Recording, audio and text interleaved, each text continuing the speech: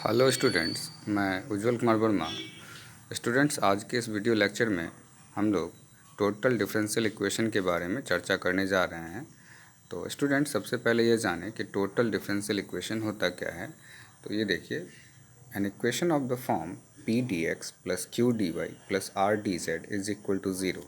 मतलब P D X के एक साथ एक कोफिशिएंट होगा, क्यू डी वाई के साथ एक coefficient plus R D Z के साथ भी एक कोफिशिएंट है। This one is equal to zero. तो ये हमारे टोटल डिफरेंशियल इक्वेशन है, जहाँ पी क्यू और आर जो है ये हमारे function of X Y Z होंगे। तो एक्स वाई जेड 3 वेरिएबल लेकर के हमने यहाँ पे इस तरह के इक्वेशन जब भी फॉर्म करने होंगे तो वो हमारे स्टूडेंट्स वो टोटल डिफरेंशियल इक्वेशन कहलाएंगे। जैसे कि एग्जांपल के तौर पे मैंने यहाँ पे 3 एग्जांपल दिए हैं स्टूडेंट, और इनसे कुछ और भी बातें मैंने आपको समझाने की कोशिश की हैं जो नीचे आपको समझ में आएगा। तो देखिए, ये क्या है। जो पहला इक्वेशन है 3x² Y square minus A की power x into Z D X plus 2x³ into Y plus sine Z into D Y plus Y cos Z minus A की power x into D Z is equal to zero. Means D X के coefficient में function of X Y Z, D Y की coefficient में function of X Y Z, और D Z के coefficient में भी function of X Y Z है। Same as second question आप देखें तो 3x z plus 2y into D X plus X D Y plus X square D Z बराबर zero. और थर्ड जो एग्जांपल है D X plus D Y plus X D Z बराबर zero. यहाँ पे स्टूडेंट डी एक्स का coefficient हमारा 1 है, डी वाई का 1 है और डी जेड का x है।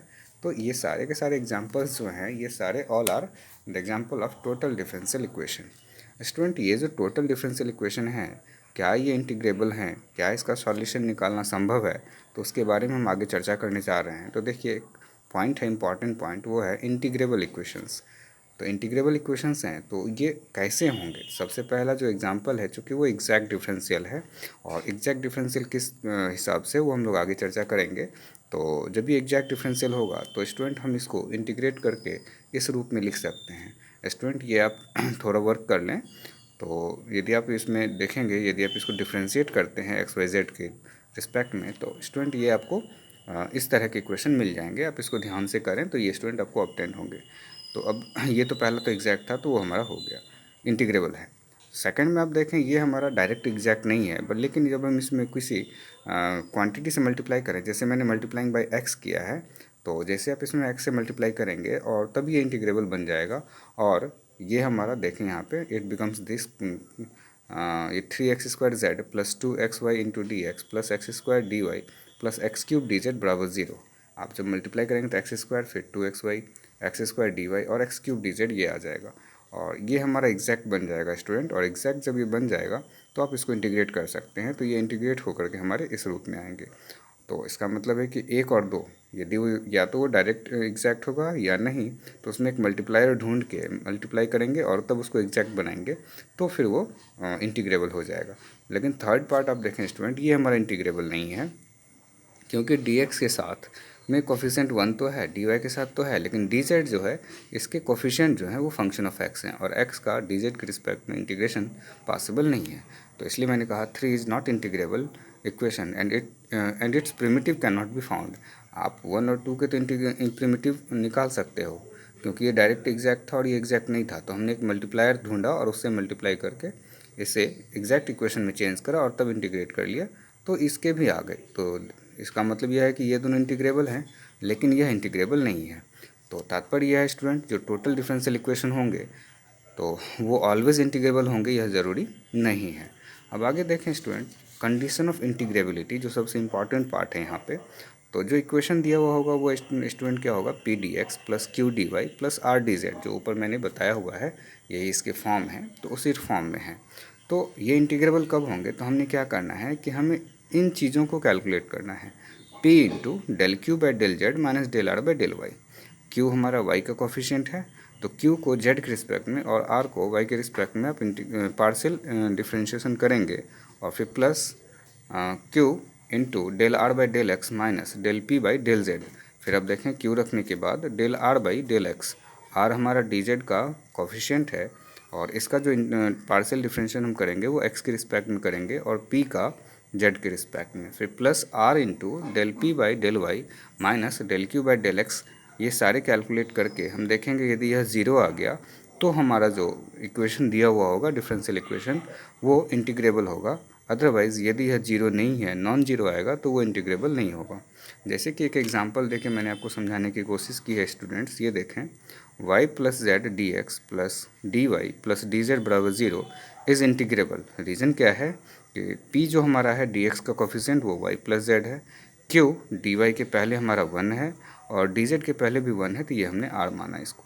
तो student we need to find del P by del Y, जो हमारा यहाँ रिक्वायरमेंट है del P by del Y Z और del P by del Y, ये सारे। तो हमने यहाँ पे ये पार्शियल डिफरेंशिएशन करके इनका सारा वैल्यू निकाल लिया और ये सारे वैल्यूज़ हमने इसमें पुट कर दिए। तो हमने पुट करा तो ये देखा कि हमारे जो इसकी वैल्यू है वो ज़ीरो आ रहे हैं। देखें, पी हमारा वाई प्लस जेड है, del Q by del Z, तो डेल क्यू हमारा 1 है, कांस्टेंट है, तो पार्शियल डिफरेंशिएशन जेड के रिस्पेक्ट में हो, एक्स के रिस्पेक्ट में हो, वाई के रिस्पेक्ट में हो, सारा ज़ीरो होगा।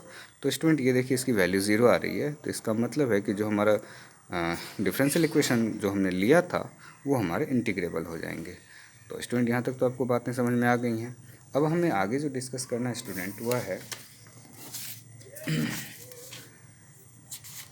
Method of solving P D X plus Q D Y plus R D Z बराबर ज़ीरो। जो ये टोटल डिफ्रेंसिएशन है दिया हुआ होगा स्टूडेंट, इसको हम कैसे सॉल्व करेंगे। तो सबसे फर्स्ट क्राइटेरिया, सबसे फर्स्ट कंडीशन यह है कि हमने चेक करना यह है कि कंडीशन ऑफ इंटीग्रेबिलिटी को ये फॉलो कर रहा है या नहीं कर रहा है। तो कंडीशन ऑफ इंटीग्रेबिलिटी जो हमने अभी तुरंत आपसे डिस्कस करा है, P del Q by del Z minus del R by del Y plus Q del R by del X minus del P by del Z plus R del P by del Y minus del Q by del X बराबर zero. ये आप check कर लें, यदि यह zero हो रहा है तो हम आगे सॉल्व करेंगे, और यदि यह ज़ीरो नहीं हो रहा है तो फिर हमें दूसरा देखना पड़ेगा। तो नेसेसरी कंडीशन है कि हमें इसको ये इंटीग्रेबल होना चाहिए, तो ये हम चेक कर लेंगे। तो अब क्या कहता है, जो हम पहला केस ले रहे हैं कि एक जो इक्वेशन है यदि वह एग्जैक्ट है तो सॉल्यूशन प्रोसीड्यूर क्या होगा।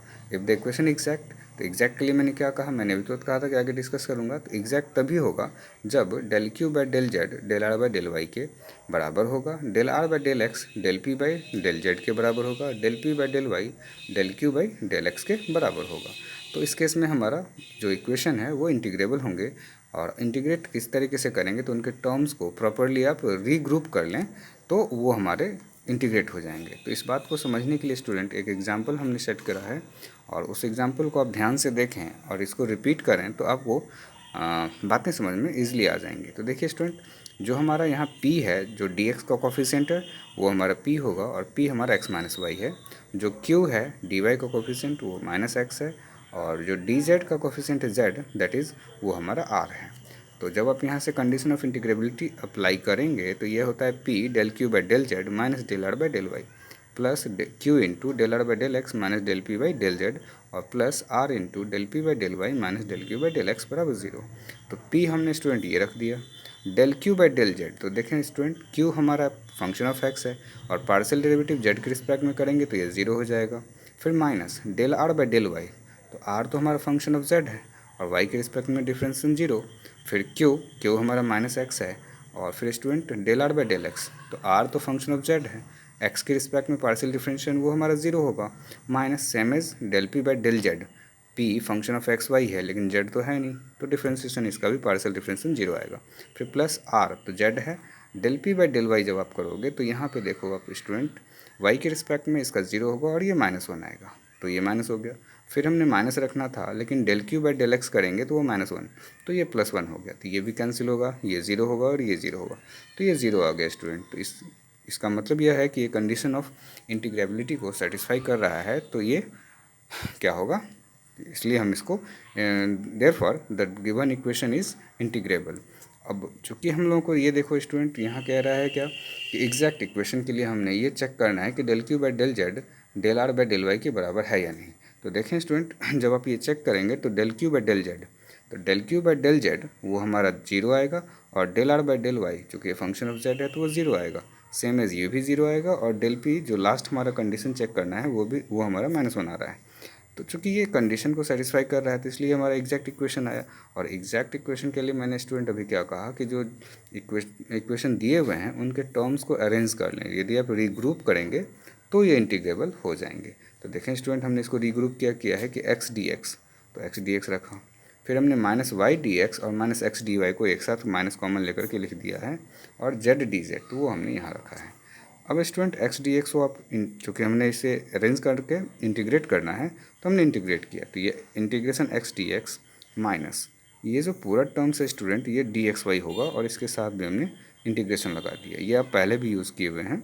और फिर प्लस जेड डी जेड का इंटीग्रेशन हमने करा, और राइट साइड हमारा कांस्टेंट आ जाएगा, तो एक्स का इंटीग्रेशन एक्स स्क्वायर बाई 2। जब आप डी एक्स वाई का इंटीग्रेशन करेंगे, यहाँ पे चूँकि हमारा 1 है तो 1 का डी एक्स वाई के रिस्पेक्ट में एक्स वाई और जेड का जेड स्क्वायर बाई 2, और ये कांस्टेंट को मैंने के लिखा, तो इसको आप चाहें तो एलसीएम ले लें, तो जो हमारा फाइनल रिजल्ट आया है this one be the solution of given equation, जो इक्वेशन दिया हुआ था। तो स्टूडेंट हमने आज केस 1 देखा है, एग्जैक्ट इक्वेशन को हम लोग कैसे आगे सॉल्व करेंगे। नेक्स्ट वीडियो लेक्चर में स्टूडेंट हम लोग केस सेकंड देखेंगे, जो हमारा होमोजेनियस इक्वेशन, और केस थर्ड में वन वेरिएबल कांस्टेंट, और लास्ट हमारा जो होगा मेथड ऑफ ऑक्सिलरी इक्वेशन के थ्रू किसी भी टोटल डिफरेंशियल इक्वेशन को सॉल्व करने का जो तरीका है वो हम लोग अगले वीडियो लेक्चर में डिस्कस करेंगे। फ़िलहाल स्टूडेंट आप इनको नोट कर लें और इसे अच्छे से आप समझने की कोशिश करें, तो आई होप आपके जो इन टॉपिक्स पे डाउट्स होंगे वो क्लियर हो जाएंगे।